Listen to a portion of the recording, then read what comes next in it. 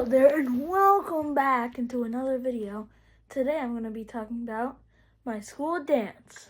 Let's get into it.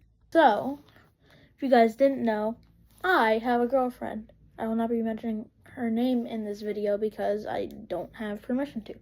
But, when I'm going to give her something, and to all the people who are going to my school, again, not going to name, you will see it. So every single year we have the spring fling. Last year I had there was this one girl and she was chasing after me the whole entire thing. I don't know if it was like she liked me or she just hated me or something like that, but that was weird. So but she left the school, so this time I'm gonna have a peaceful dance. That's all I really wanted to say today. So, see you guys in the next one. Bye.